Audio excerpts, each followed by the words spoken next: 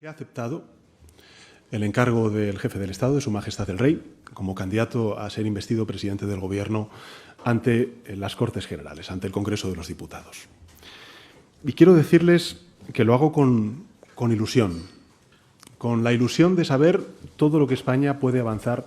en estos próximos 4 años con un Gobierno progresista. Y también lo hago siendo muy consciente de la enorme responsabilidad que la tarea de presidente del Gobierno implica. Por tanto, me siento honrado y responsable ante el conjunto de la sociedad española. Me lo han escuchado en muchas ocasiones decir,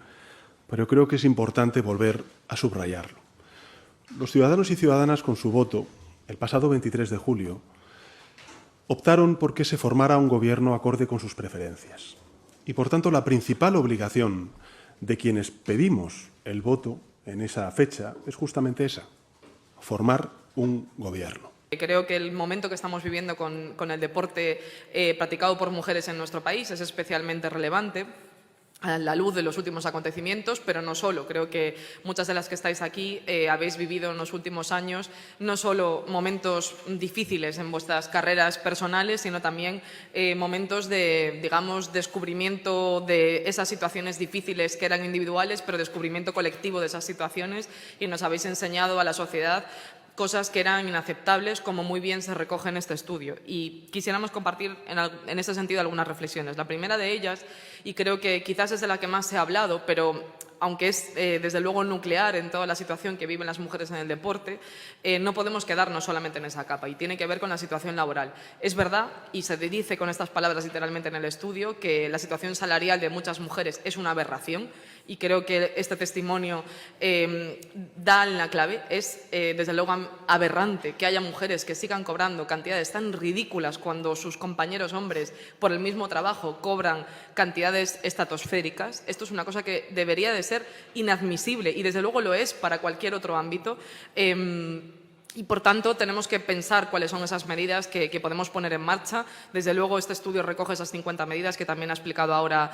María, pero yo creo que tenemos que, desde luego, ponerle mucha más voluntad política, porque tengo la sensación de que no basta solo con las medidas en concreto, sino que también tiene que ver con un profundo cambio de mirada. Pero que no nos quedemos solamente en la cuestión laboral, porque al final la cuestión laboral está expresando todo un caldo de cultivo por debajo que es mucho más complejo, y que en el fondo habla del deporte como ese ámbito de poder en el que se concentra muchas veces, como sucede en otros ámbitos. Yo creo que no nos extraña, por ejemplo, cuando vemos en el mundo del cine o del espectáculo, que sea tan habitual que cobren diferente actores que actrices, que sea tan habitual que las mujeres del cine hayan tenido que contar sus experiencias de violencia sexual, que sea tan habitual esto mismo que sucede en otros ámbitos, como por ejemplo el mundo periodístico, como también sucede en otros ámbitos, aunque no seamos capaces aún de contarlo de la misma manera por el gran poder que reconcentran, como pueda ser, por supuesto, en el ámbito judicial, donde también tenemos una foto de inicio de curso del Poder Judicial, donde las mujeres brillamos por nuestra ausencia, o también en el ámbito de la política, en el que desde luego seguimos teniendo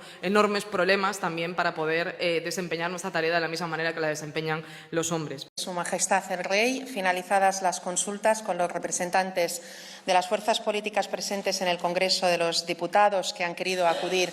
a esta cita y de acuerdo con lo previsto en nuestra Constitución, me ha comunicado su decisión de proponer al señor Pedro Sánchez como candidato a la presidencia del Gobierno. Paso a leerles de manera literal la propuesta. De acuerdo con lo establecido en el artículo 99.1 de la Constitución, tras celebrar consultas con los representantes designados por los grupos políticos con representación parlamentaria,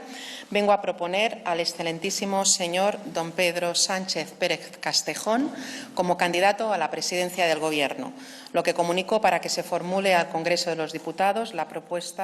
oportuna propuesta.